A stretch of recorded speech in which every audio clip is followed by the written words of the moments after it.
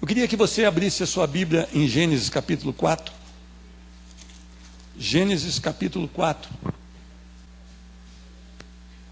Gênesis capítulo 4. Meu irmão, está antes de Apocalipse aí. Esse é moleza, hein? Gênesis capítulo 4.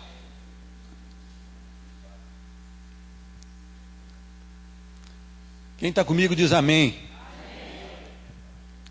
Adão conheceu intimamente Eva, sua mulher. Ela engravidou e, tendo dado à luz a Caim, disse: alcancei do Senhor um filho homem. Tornou ela a dar à luz outro filho, Abel, irmão dele. Abel tornou-se pastor de ovelhas e Caim, agricultor. Tempos depois, Caim trouxe do fruto da terra uma oferta ao Senhor. Abel também trouxe da gordura das primeiras crias de suas ovelhas. E o Senhor acolheu bem Abel e sua oferta, mas não acolheu Caim e a sua oferta. Por isso Caim ficou furioso e ficou com o semblante abatido. Então o Senhor perguntou a Caim: por que tiraste? E por que estás com o semblante abatido? Se procederes bem, não te restabelecerá o teu semblante? Mas, se não procederes bem, o pecado jaz à porta, e o desejo dele será contra ti, mas tu deves dominá-lo. Amém? Vamos orar. Senhor Deus, nós queremos te louvar, nós queremos declarar que tu és o Deus santo, santo e poderoso. Nós queremos, Senhor Deus, alcançar o favor seu. Que a tua palavra venha confrontar os nossos corações, que a tua palavra venha mudar a nossa vida, que a nossa vida ganhe crescimento hoje, Senhor Deus, com o teor da tua palavra, porque a tua palavra é a vida eterna. Nós estamos aqui, Senhor Deus, carentes daquilo que o Senhor tem para nós, mas sabemos que o servo que está aqui à frente, Senhor Deus, não há nele nenhuma capacitação, não há nele nada de bom que possa permitir trazer a palavra do Senhor, mas se a tua misericórdia for derramada sobre ele, nós podemos ter aqui a explanação da tua palavra. Que cada pessoa que se assentou hoje nessa poltrona, Senhor Deus, que ela seja totalmente beneficiada pelo poder da tua palavra, que teu Espírito Santo ministre aqui com poder e glória, e que vidas sejam restauradas, alicerçadas e convertidas a Cristo Jesus. É a oração que nós entregamos aqui, no nome dele, o nosso Senhor Jesus Cristo. Amém, amém e amém. Meus irmãos, embora a igreja viva um momento difícil hoje, muitas pessoas querem agradar a Deus. De repente, quando você vem para o culto, você também quer agradar a Deus. Você, quando está na sua semana tomando as suas decisões, muitas vezes você quer agradar a Deus. Mas eu pergunto, de fato você tem agradado a Deus? De fato a tua vida tem sido uma vida que agrade ao Senhor? Eu queria que você entendesse isso. Nem tudo que você faz agrada ao Senhor. Nem tudo aquilo que você pensa que está fazendo está realmente agradando ao Senhor. Nós devemos tomar cuidado, porque o nosso Deus não é um Deus que aceita qualquer coisa, de qualquer maneira. Não é um Deus que está à nossa disposição, então a gente chega lá e oferece alguma coisa e ele se alegra. Não é assim. Nós podemos ser aceitos, mas nós podemos ser rejeitados pelo Senhor. Muitas vezes, quando nós falamos de uma oferta aceitável ao Senhor, a gente pensa em preparar algo que a gente gosta para levar ao Senhor. Mas será que a gente pensa nele? O que ele quer de nós? Onde está realmente o problema ao levar uma oferta ao Senhor? Nós temos um texto aqui, a primeira oferta que foi levada ao Senhor. Então, Adão e Eva foram expulsos da presença do Senhor por causa do pecado. O pecado faz isso mesmo. Faz com que sejamos distanciados do Senhor, porque o Senhor não pode contemplar o pecado, o Senhor não pode se alegrar com o pecado, e o Senhor não pode conviver com o pecado. E o homem então foi destituído da glória do Senhor, foi lançado fora da presença do Senhor, e agora ele começa um novo estilo de vida, não mais com aquele pomar cheio de farturas, mas agora ele teria que, do seu próprio suor, pelejar com a terra, e a terra produziria suas ervas também, os seus espinhos, que iriam ser uma oposição à produção. E a mulher também com as suas dores de parto, e a serpente agora seria pisada pelos homens e feriria ao calcanhar dos homens. Mas aqui nós temos a primeira geração depois de Adão e Eva. E nasce um filho chamado Caim, e logo em seguida outro filho chamado Abel. E os dois filhos, eles levam uma oferta ao Senhor. Diz a palavra que Caim levou o fruto da terra, mas que Abel levou o melhor, a primícia, a gordura do seu rebanho. E o Senhor então ele recebe essa oferta, mas ele despreza a oferta de Caim. E isso faz com que o semblante de Caim, com que o coração de Caim realmente se transtorne. E Caim então ele vai além. Ele não ouve a palavra do Senhor, que o Senhor diz a ele: olha, se procederes bem, serás aceito. Mas toma cuidado, porque o pecado está à sua porta. Cumpre a você dominá-lo. Mas ele resolve não dominá-lo. E ele vai então, convida o seu irmão para ir a um lugar e mata o seu irmão. E é o primeiro homicídio da Bíblia. E depois ele tenta se esconder de Deus. Mas o sangue de Abel chega ao Senhor e clama ao Senhor. Como está a sua vida? Como está a sua adoração? Você tem buscado realmente agradar a Deus? A sua vida é uma adoração ao Senhor? Você tem vivido com excelência? Diz a palavra em João 4, que o Senhor busca para adorar aqueles que o adorem em espírito e em verdade. O nosso Deus é espírito, e Ele quer que nós adoremos em espírito e em verdade. O interessante do Senhor é que Ele não sabe só o que nós fazemos, mas Ele sabe o porquê nós fazemos. E muitas vezes nós fazemos a coisa certa, mas com a motivação errada. Será que nós temos sido equivocados em adorar o nosso Deus? Será que a nossa vida não tem sido assim tão boa quanto nós pensamos que é? Será que nós não temos sido um adorador como nós nos classificamos? Eu queria aprender algumas coisas com esse texto. Esse texto, ele fala muito do Senhor não olhar somente a oferta. Mas a primeira coisa, o que ofertamos é importante. O que ofertamos é importante. Estes homens levaram coisas que a terra produziu. Foram duas ofertas. Caim, o fruto da terra. Caim foi lá e colheu o fruto da terra e ofereceu. Eu não sei se foi num cesto, como é que foi, mas ele levou o Senhor. Mas diz que Abel, ele pegou do melhor, do primeiro, da gordura, daquilo que estava bem. Ele foi cuidadoso quanto ao que a sua oferta seria. Não foi de qualquer maneira, não foi de qualquer jeito. Muitas vezes nós achamos que qualquer coisa serve. Eu vi uma vez uma mulher na frente de uma igreja, eu fui convidado para estar pregando numa igreja, e ela veio, pegou o microfone em cima do púlpito e cantou uma canção. Sinceramente, ela era tão desafinada que eu comecei a odiar aquela canção. E no final ela falou: olha, não deu tempo de ensaiar, mas é para Deus mesmo, Ele compreende meu coração. E eu não entendi que aquilo deveria ser daquela maneira. Eu não entendi que aquilo assim seria o melhor.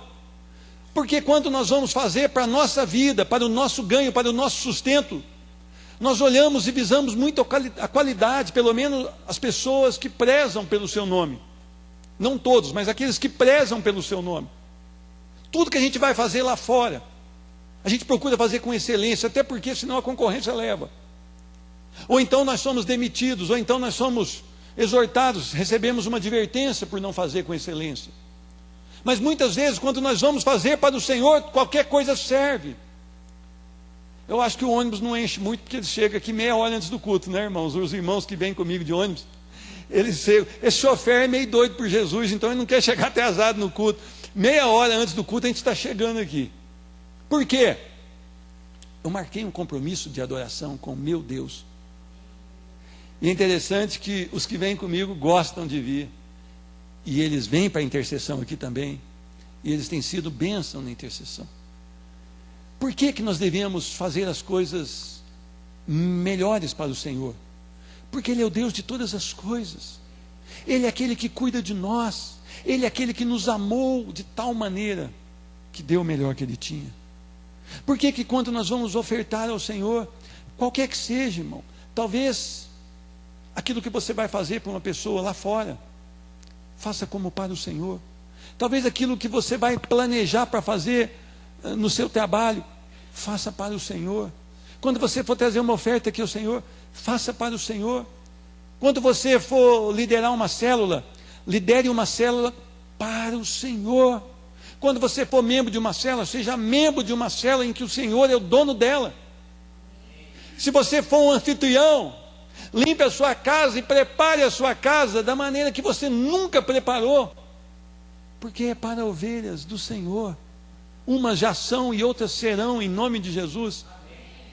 Quando você for fazer aquele lanche da célula, aquele bolo de cenoura com cobertura de chocolate, e põe o dedo para ver se ele ficou fofinho. Se não ficou fofinho, faça outro. Porque tudo é para a glória do Senhor. Tudo é para a glória do Senhor. Nós estamos acostumados mal, achar que Deus é Deus. Deus se agrada ou não de nós. Há reação e reação na vida espiritual. E ele não se agradou de um homem aqui chamado Caim. Diz a palavra: Abel também trouxe, mas trouxe do que? Da gordura, das primeiras crias de suas ovelhas. E o Senhor acolheu bem Abel. Então essa é uma característica. A sua oferta, ela tem valor sim para Deus. Pode não ser o principal, mas ela tem valor sim para Deus. Meus irmãos, havia uma mulher, uma viúva, uma velhinha. E aquela viuvinha era chamada na Bíblia de viúva pobre. Diz que as pessoas chegavam no templo e tinham gasofilácio, e talvez Jesus estivesse perto do gasofilácio, observando, não só a oferta, mas a intenção daquela oferta. Talvez aquele povo colocasse grandes quantias, mas diz a palavra que ela colocou uma moedinha. E o Senhor se agradou justamente dessa mulher, porque não foi só o valor da oferta. Os outros deram da sobra, ela deu o todo para o Senhor. A sua vida é toda para o Senhor. A sua vida, você pode falar: eu vivo para louvor e glória do nosso Deus. A minha vida é uma vida de constante adoração ao meu Deus. Eu quero Deus em primeiro lugar, e o resto Ele acrescenta quando Ele quiser. Eu queria que você entendesse isso. Você e eu precisamos de fazer a coisa certa, principalmente na vida espiritual. A segunda coisa que eu aprendo aqui é a motivação do coração. Abel não só ofereceu o melhor, mas ele ofereceu com zelo. Ele teve zelo nas coisas de Deus. Meu irmão, a pessoa zelosa é diferente da pessoa negligente. A pessoa zelosa, ela cuida de detalhes. O coração dela é motivado a fazer não só a coisa certa, mas da maneira certa. Nós precisamos entender isso. A igreja precisa ser uma igreja zelosa, a igreja precisa ser uma igreja obediente ao Senhor. Não adianta você fazer tudo certo dentro do culto, mas você for um desobediente, você não agrada ao Senhor. A obediência é o ato mais nobre de um cristão verdadeiro.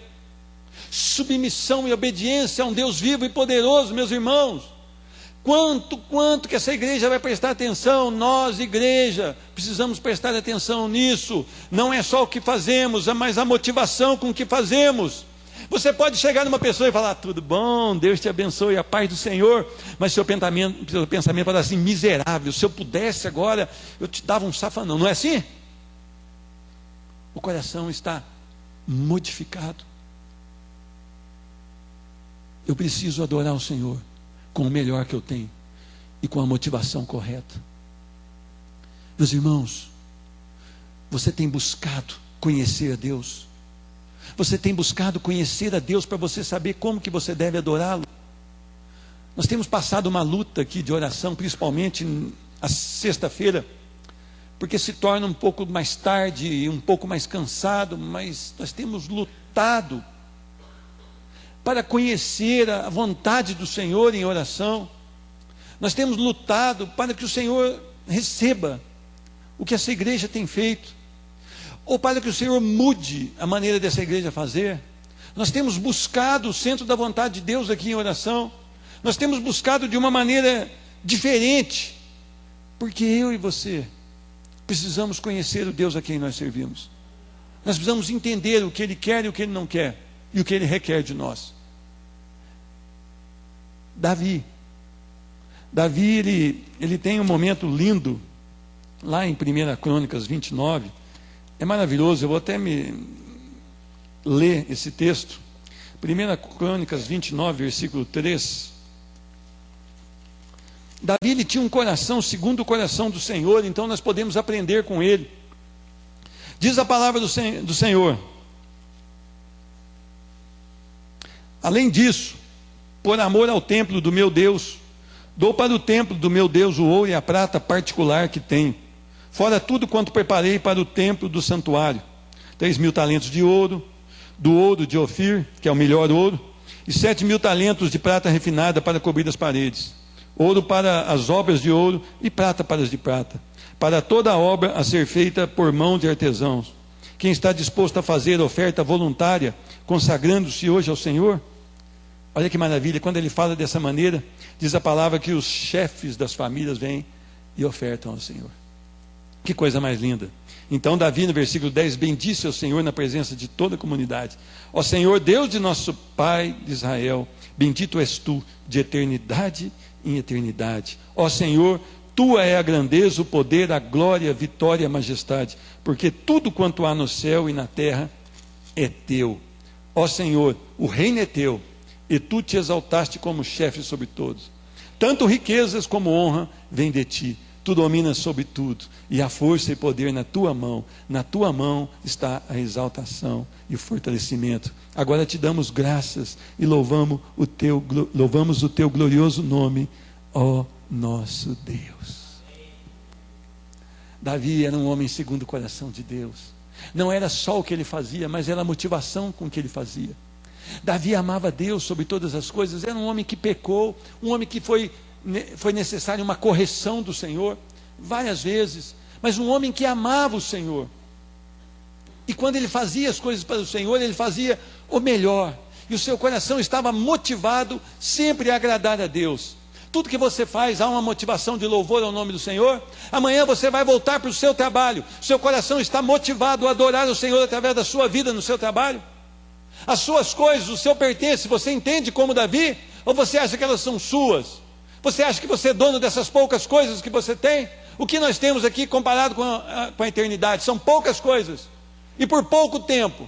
Mas nós estamos tão agarrados a ela, que a nossa motivação em adorar o Senhor, ela é muito ruim, muito frágil e muito fraca, porque nós queremos aquilo que é nosso. Eu quero de volta o que é meu. O cantor canta e bravo ainda. Eu e você precisamos falar como Davi: tudo é teu. Eu estou hoje proprietário de uma casa, eu estou hoje proprietário de um carro, eu estou hoje proprietário de uma bike, mas eu não sou nada. Tudo é do Senhor, tudo é para louvor, honra e glória do Senhor. Quando o Senhor fez para nós, como Ele fez? O homem foi separado de Deus pelo pecado.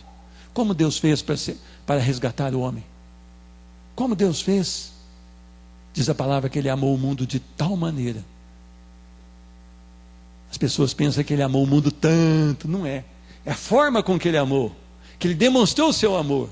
Foi enviando o que Ele tinha de melhor, Cristo Jesus, para que todo aquele que nele crê não pereça, mas tenha vida eterna. Quando Jesus faz, Ele faz tudo perfeito.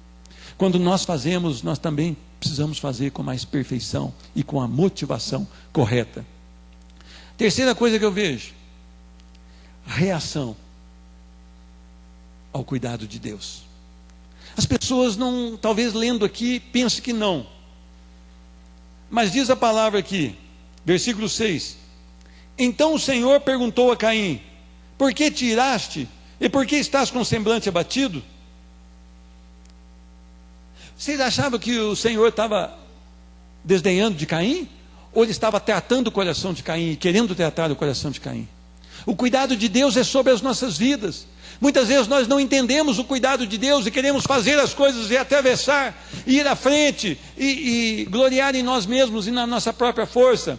Mas Deus tem um cuidado. Nós precisamos ter uma reação que agrade ao Senhor quando Ele cuida de nós. Eu e você temos dado ouvido à admoestação do Senhor? Quando você lê a palavra, e a palavra vem contra o seu coração e contra as suas práticas, você abandona as práticas, você abandona a palavra e fala: eu não vou ler mais esse livro aqui não. Seria correto nós falarmos: Senhor, eu entendi hoje que eu estou pecando nessa área contra o Senhor.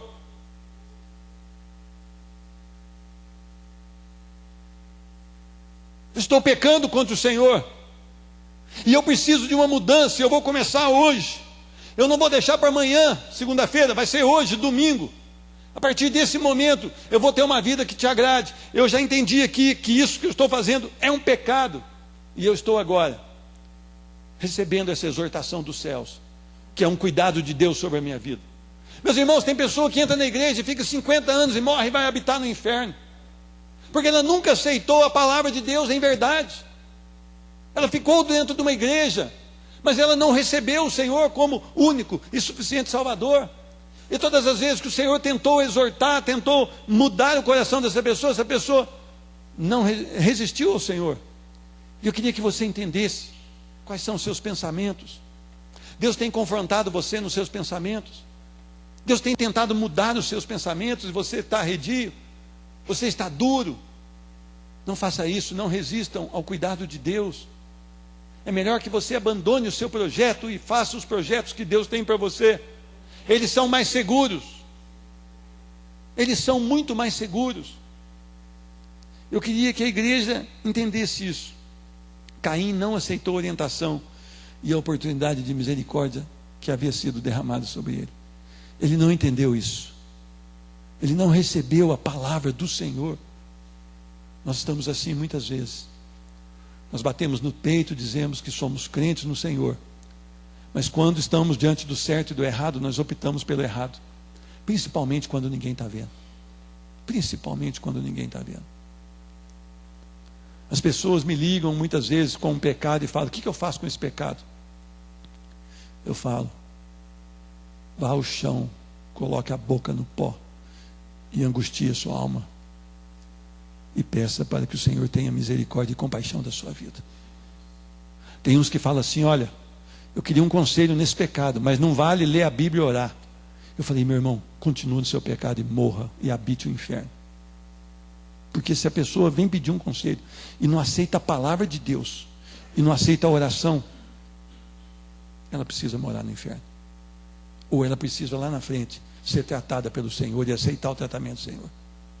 Não há como nós vencermos nenhuma crise nas nossas vidas sem a oração e sem a palavra.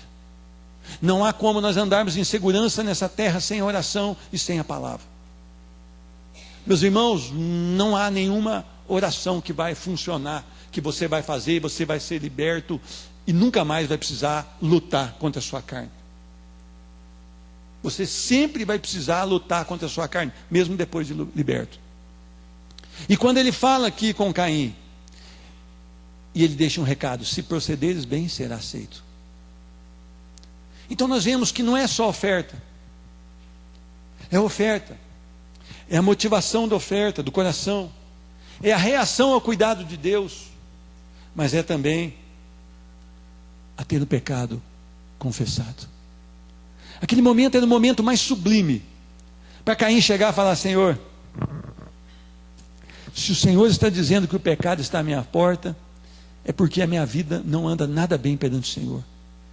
Eu quero pedir perdão aqui, eu quero que o Senhor me oriente, eu quero que o Senhor mude a minha vida. Essa é a decisão correta, diante da exortação do próprio Senhor. Se dobre, se curve diante do Senhor, arrependa-se, mude, ainda é tempo. Nós precisamos entender, quando o Senhor fala: o pecado está à porta, eu preciso de um arrependimento total. Meu irmão, qual área da sua vida que precisa ser tratada hoje?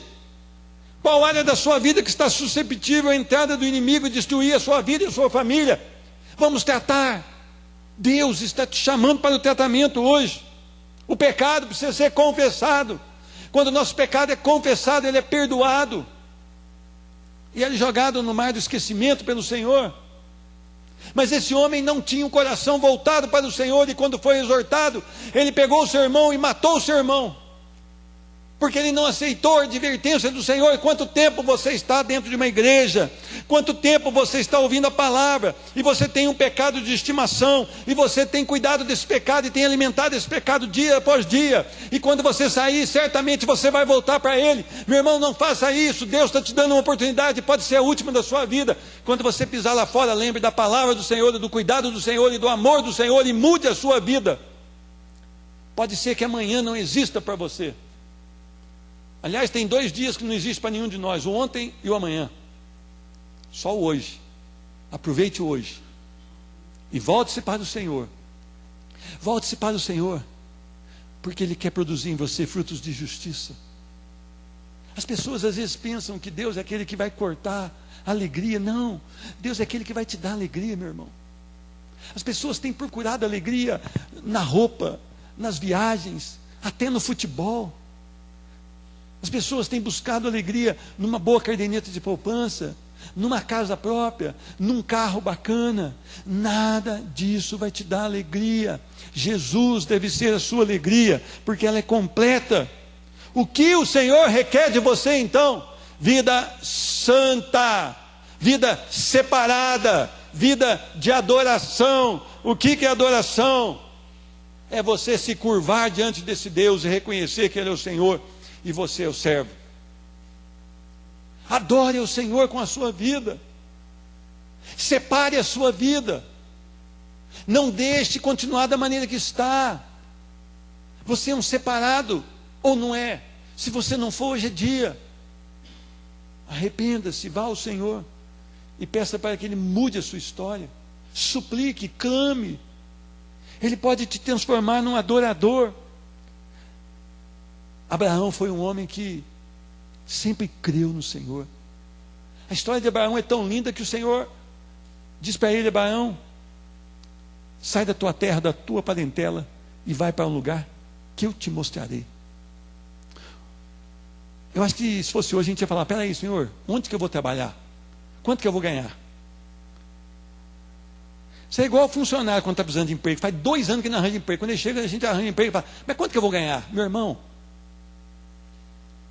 tudo que você ganhar está bom, você não está ganhando nada. Agora, eu diante de Deus, Deus chega e fala: sai da tua terra, da tua parentela, e vai para um lugar que eu te mostrarei. Diz a palavra que Ele faz justamente como Deus manda. E no determinado tempo da sua vida, ele não podia ter filhos. E o Senhor manda que ele faça um sacrifício. Ele prepara os animais e coloca os animais. E ele espera a resposta do Senhor. E diz a palavra, se não me engano, em Gênesis 15, que ele fica ali espantando as aves, espantando aquelas aves que vinham para comer do sacrifício. E dá ao anoitecer, ele tem um sono. Mas desce fogo dos céus e queima o holocausto.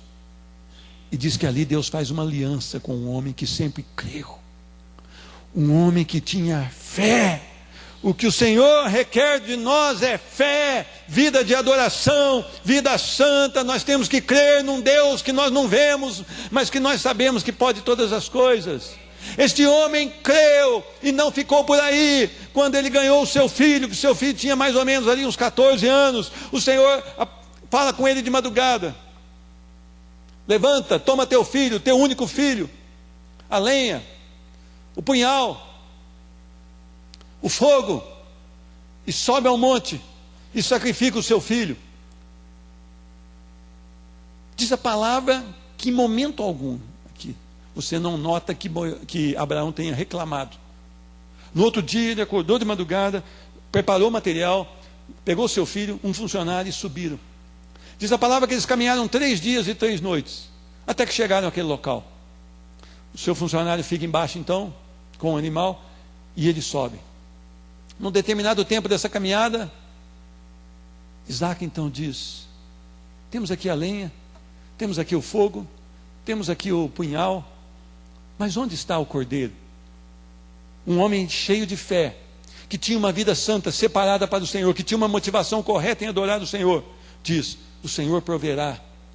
E subiram ao monte. Chegando ao monte, diz a palavra que ele monta o altar, junta as pedras e faz o altar, coloca a lenha em cima do altar, amarra o seu filho e coloca.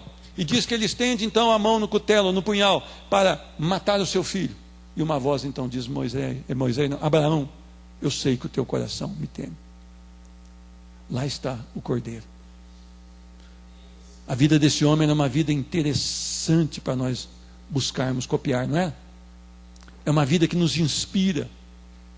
Às vezes porque um irmão não cumprimenta, a gente não vem mais no culto. Às vezes porque tem um problema com o irmão, então não vou mais no culto. E se Deus quiser de você o seu filho? E se Deus quiser de você a sua vida? E se Deus chegar para você e falar aqui, ó, você vai lá para a Etiópia agora e vai me servir lá? A sua vida é sua ou é dele? E se Deus te mandar para o Iraque?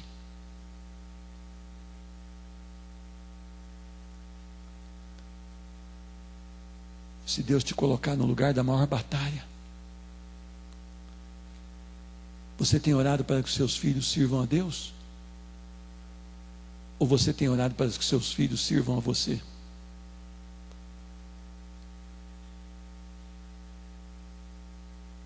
Meu irmão, se você não cobrir o seu filho de oração, o seu filho passa 5 dias por semana numa escola que prega que o homem vem do macaco. Uma escola onde não se pode ler a Bíblia, mas se pode doar preservativos. E uma escola onde é chamado o momento de lanche ou de recreio. Falam-se das coisas mais perversas que nós que estamos chegando na terceira idade nem sonhamos que existe. O que você tem dado de alimento para os seus filhos? Você tem falado para eles da palavra? Você tem vivido a palavra a ponto deles olharem para você e falar: eu quero ser temente a Deus igual ao meu pai, eu quero ser temente a Deus igual a minha mãe, eu quero ser um servo do Senhor igual aos meus pais? Que tipo de vida é a tua? Eu queria que você entendesse isso. Elias, no Monte Carmelo, ele mandou reunir todos os profetas de Baal. E diz a palavra: olha, nós vamos fazer um negócio, nós vamos repartir 2 novilhos e colocar, e o Deus que responder com fogo, esse será o Deus. Um homem sozinho, um homem perseguido por Acabe, aquela demoníaca Jezabel. Por trás de um Acabe, um homem frouxo, tem sempre uma Jezabel. E esse homem então enfrenta todos, porque ele tinha uma certeza: o Deus que ele servia é um Deus de poder e de glória. E os profetas de Baal então vão lá, matam um novilho, põem em cima do altar e ficam ali chamando o fogo de Baal. E eles vão, se machucam, eles manquejam ali na frente, eles rodam, e Elias começa até a tirar uma deles e diz: olha, ele deve estar viajando, ele deve ter ido ao banheiro, ele deve estar fazendo alguma coisa. E chegado ao meio-dia, ele fala: vinde aqui a mim. E vai lá e traz o novilho e prepara, diz a palavra que ele restaura o altar. E ele coloca a lenha, coloca o novilho por cima, depois manda trazer água, joga na lenha, joga no novilho e manda trazer mais água, e faz um buraco e manda aquilo encher de água. E aí ele fala: Senhor, para que fique sabido que só o Senhor é Deus, derrama fogo no altar. E diz a palavra que o fogo derramou no altar, consumiu o holocausto, consumiu a lenha, consumiu as pedras e lambeu o fogo. E todos aqueles homens declararam que o Senhor é Deus. E os profetas de Baal foram passados a fio de espada. Mas a glória do Senhor se manifestou, porque havia um homem ali que fazia toda a diferença, que tinha um coração de adorador, que as ofertas que ele fazia chegavam ao Senhor. Aí você pode falar: mas isso é no Velho Testamento. Vamos até Cornélio, um homem que ainda não tinha realmente recebido o Espírito Santo. Mas diz a palavra: olha, o Senhor se agrada de ti, as suas orações e as suas esmolas têm invadido o trono da glória. E Pedro vai e põe as mãos sobre aqueles homens, e eles ficam cheios do Espírito Santo. Então há a possibilidade de nós sermos homens e mulheres adoradores em essência. Nós precisamos parar de buscar pretexto para adorar o Senhor. O Senhor quer muito mais das nossas vidas. O Senhor te chama para o ministério, não recuse, vá, mas não vá de qualquer jeito, meio tímido, não. Vá. Não deixe que outro faça aquilo que o Senhor te chamou para fazer. Abrace, invista tempo. Se preciso for, banque curso. Meu irmão, eu preciso de curso para eu melhorar no meu trabalho. Glória a Deus, isso é bênção, irmão. Mas e curso para melhorar no meu ministério? Se a igreja pagar, eu vou. Não, mas peraí. Não vale a pena investir num curso para o ministério? Eu e você precisamos fazer um balanço da nossa vida e ver que tipo de adoradores nós somos, que tipo de oferta nós temos sido para o Senhor, que tipo de oferta nós temos levado ao Senhor. Eu quero falar um pouquinho de Paulo. Quando ele escreve aos Romanos ele diz no capítulo 12, versículo 1: portanto, irmãos, rogo-lhes pelas misericórdias de Deus, que se ofereçam em sacrifício vivo, santo e agradável a Deus. Este é o culto racional. A nossa adoração tem que ser para o Senhor, mas ela tem que estar debaixo do controle dEle. A minha vida é do Senhor, ela não me pertence. Segundo narram os meus pais, com 6 meses de idade eu tive uma forte desidratação, e uma freira pôs uma vela lá na Santa Casa na minha mão e me deu uma extrema unção daquelas poderosas. Aprove ao Senhor não receber e mudar o destino da coisa. Mas eu pensei que eu tinha nascido para ser agricultor. Mas Deus está mudando isso na minha vida. E eu tenho sido um péssimo agricultor, para louvor e honra do Senhor, porque eu tenho ficado mais aqui. E eu não sei como é que vai dar, mas eu sei que eu estou tentando ser obediente ao Senhor. Mas ainda falta muito. Mas eu preciso ser um sacrifício vivo, santo e agradável ao Senhor. Meu irmão, você precisa abandonar o pecado, o gosto pelo pecado. Se você não lê a Bíblia todos os dias e não ora, eu peço que você entregue o seu ministério urgentemente, que você está sendo maléfico para a igreja do Senhor. E eu chamei os líderes de célula e passei isso para eles. Não é isso, Samuel? Vocês vão me dar a resposta daqui a um mês. Se vocês não lerem a Bíblia todos os dias e orarem todos os dias, eu peço que vocês entreguem o ministério de vocês. Porque se você não ama Cristo Jesus a ponto de querer conhecê-lo, de querer viver para o louvor dele, você não serve para o ministério. Porque quando você for falar, você vai falar carne. E carne é o que a igreja não precisa. A igreja está aqui para combater carne. Porque a carne já tem prevalecido nas igrejas hoje. E nós precisamos de vida santa, agradável ao Senhor. E se eu não quero conhecer a vontade de Deus, se eu não quero conhecer o Deus a quem eu sirvo, eu não sirvo para nada. Eu vou viver, eu vou aproveitar a minha vida. E depois, não sei como é que vai ser. E eu queria que você entendesse isso. O culto racional é um culto lógico. Devemos a Deus uma forma excelente de adoração. Como tem sido a sua vida? Como tem sido a sua vida? Não é tudo que você faz. Às vezes você vê o cara pulando do púlpito, dançando cabalhota. Você está pensando que ele está adorando? Às vezes ele está mais carnal que tudo. Não é isso que quer dizer se você é um adorador. Hoje eu vi que o povo foi no momento de louvor, o povo foi, eu também fui, e nós fomos, e estava realmente tremendo, porque Deus teve misericórdia de nós, porque nós somos frágeis para adorá-lo. É porque a graça do Senhor, ela estava sobre esse lugar. Paulo, ele tinha uma vida para ele mesmo. Paulo, ele vivia do jeito que ele sabia que era o certo, e desse jeito ele matava e perseguia os cristãos. Diz a palavra que ele arrancava os cristãos da sua casa para serem julgados e mortos. Diz que ele carregava cartas para que quando visse algum cristão, prendê-los. Ele consentia na morte de vários deles. Ele começou a sua carreira segurando a capa daqueles que apedrejavam Estevão. Mas quando ele conheceu o caminho, quando ele teve um encontro real com Jesus, a sua vida foi mudada. E as suas atitudes foram mudadas também. E ele passou a amar Deus não de 50% nem de 80%, mas de 100% da sua vida. E ele passou a viver para o Senhor a ponto de apanhar quase todos os dias e estar firme na obra. Paulo, quando ele viajava para pregar, não precisava nem arrumar hotel, a igreja não precisava pagar hotel, já ia pousar na cadeia mesmo, porque ele pregava a verdade e era preso, todo lugar que ele ia, ele era preso. Mas Paulo, quando ele chega no final da sua vida, lá em 2 Timóteo 4, olha o que ele diz: porque eu já estou sendo oferecido por aspersão de sacrifício, e o tempo da minha partida está próximo. Sabe o que Paulo está falando, gente? Olha, eu estou indo para a morte, eu vou morrer por Cristo, eu vou ser morto porque eu prego o evangelho da graça, o meu tempo chegou, eu sinto que agora é definitivo, eu vou ser oferecido como libação, aquele líquido que era derramado por cima do holocausto, aquela fumaça subia e chegava ao Senhor. Paulo está se comparando àquilo, que a vida dele era uma vida aceitável ao Senhor. Aí eu faço uma pergunta: sua vida é aceitável ao Senhor? A igreja moderna ela é aceitável ao Senhor? Nós somos aceitáveis ao Senhor? A nossa vida tem sido apegada às coisas dos céus? E ele prossegue: combati o bom combate, acabei a carreira e guardei a fé. Sabe o que ele está dizendo aqui? Olha, eu completei tudo aquilo que Deus propôs para que eu completasse. Eu não deixei nada para trás.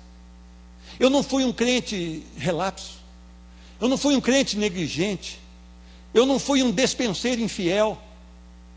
Eu não fui um homem que falava de Cristo, mas vivia como um pagão.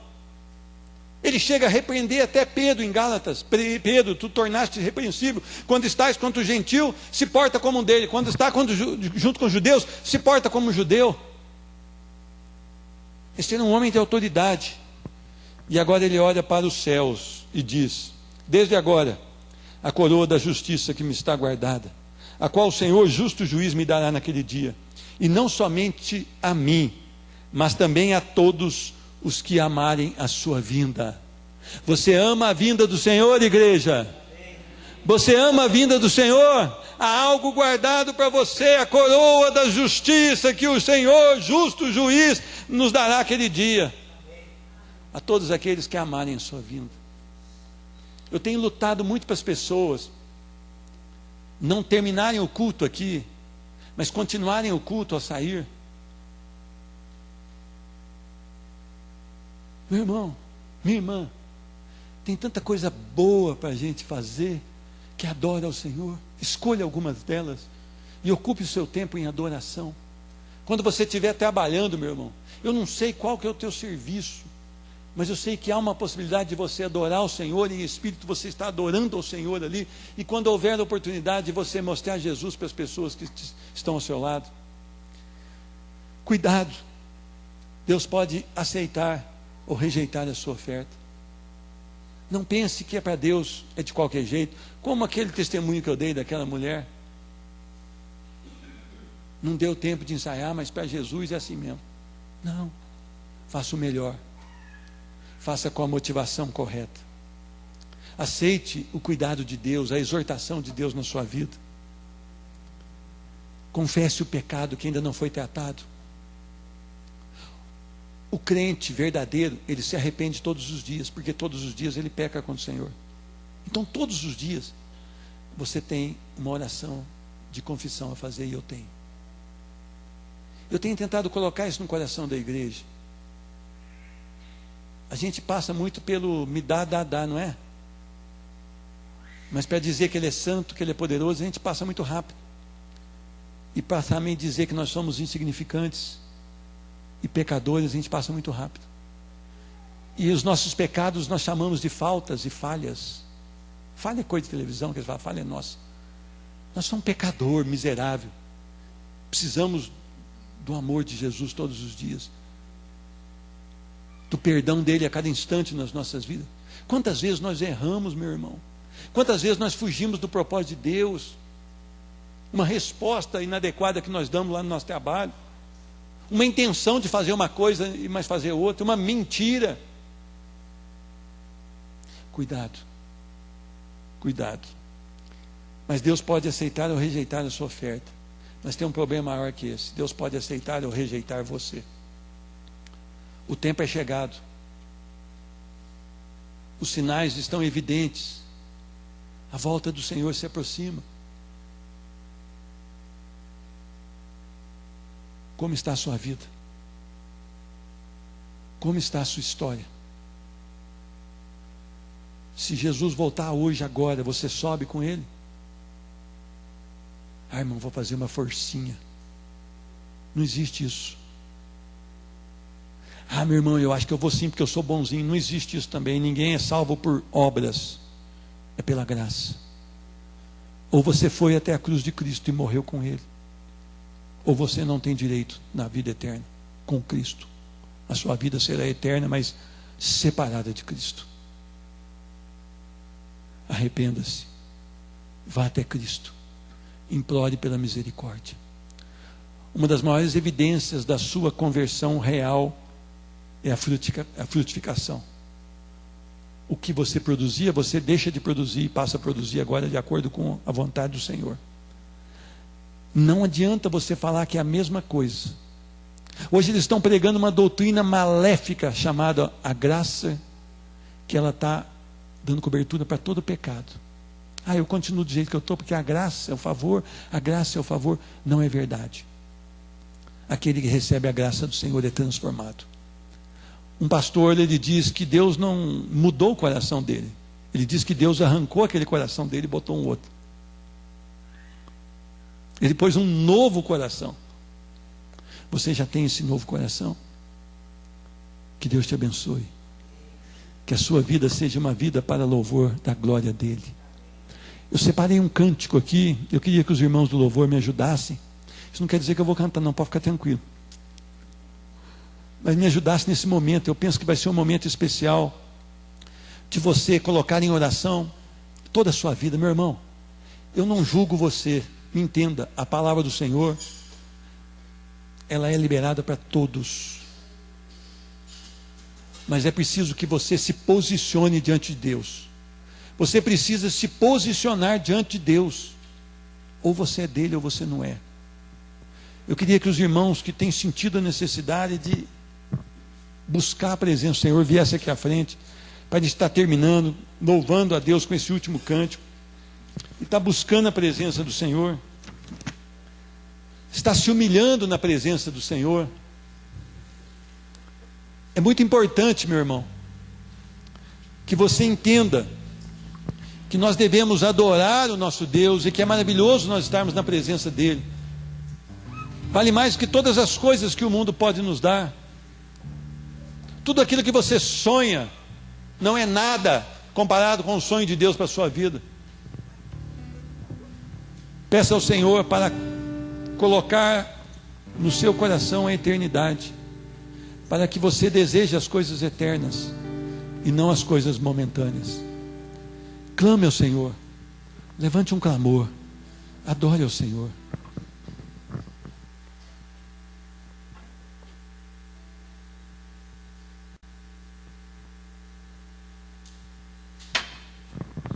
Diz que na África, quando eles oram, parece um zumbido de abelha. Eu estava vendo o testemunho de um pastor africano.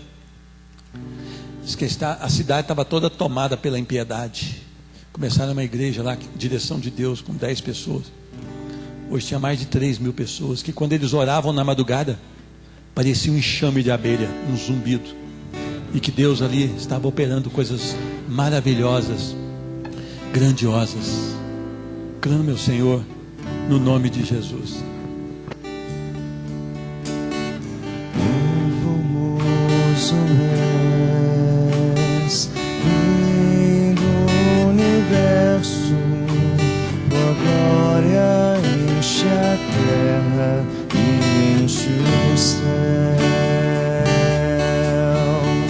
Tua glória enche a terra, tua glória enche os céus, tua glória enche minha vida, Senhor.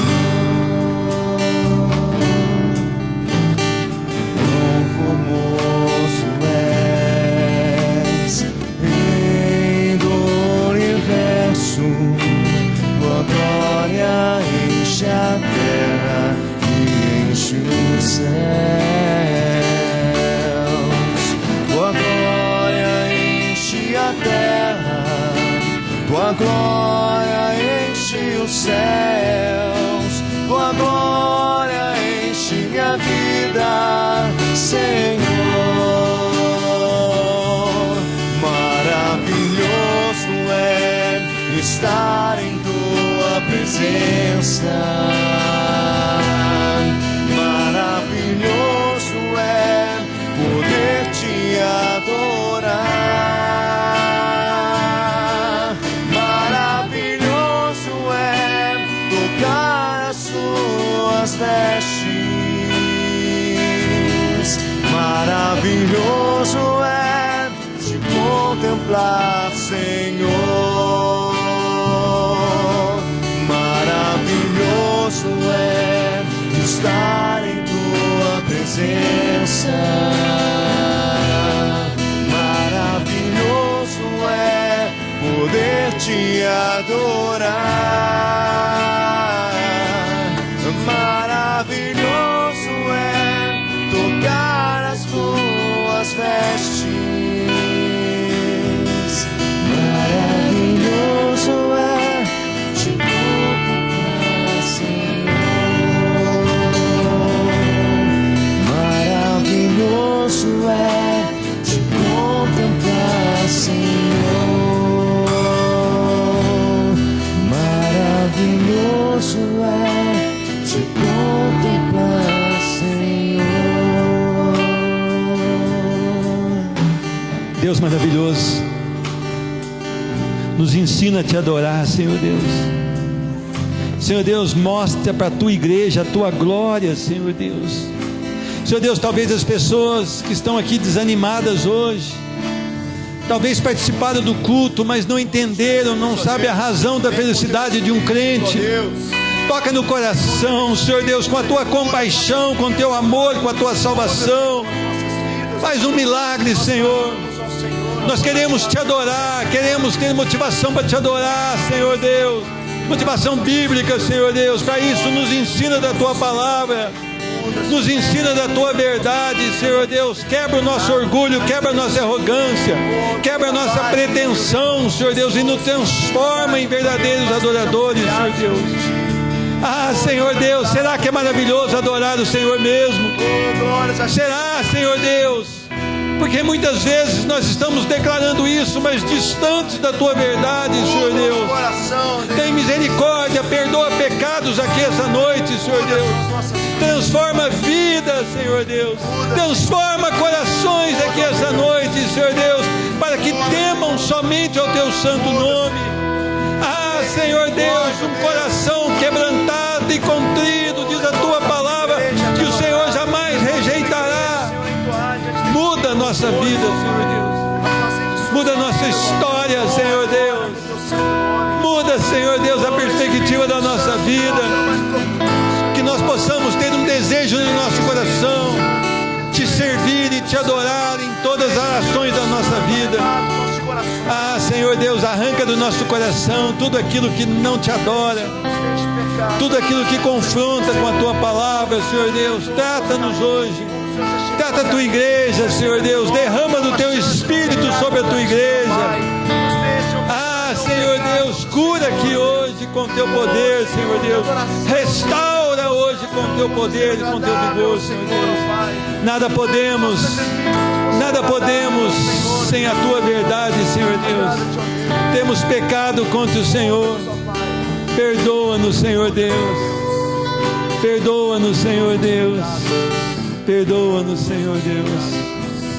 Oh Deus, tem misericórdia de cada um de nós. Nós queremos ser adoradores. Nós queremos cantar mais, que é maravilhoso estar na tua presença, Senhor Deus. Mas nós queremos que isso seja uma verdade nas nossas vidas. Nós queremos compreender, Senhor Deus, esse mistério, Senhor Deus. Nós queremos desejar o Senhor como a terra seca deseja pelas águas. Oh Deus, faz um milagre aqui essa noite. Faz um milagre. Maravilhoso é poder te adorar.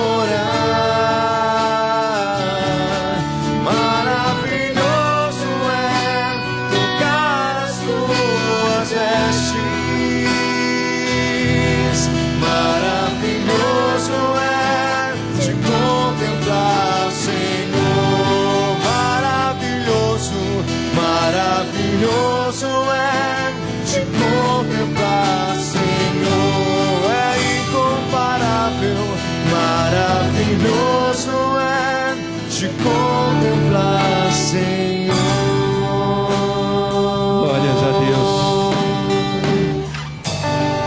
Que a graça maravilhosa do nosso Senhor Jesus Cristo, o amor de Deus Pai, a comunhão e consolação do Espírito Santo seja derramado sobre a igreja do Senhor, no nome de Jesus Cristo. Amém, amém. Glória a Deus.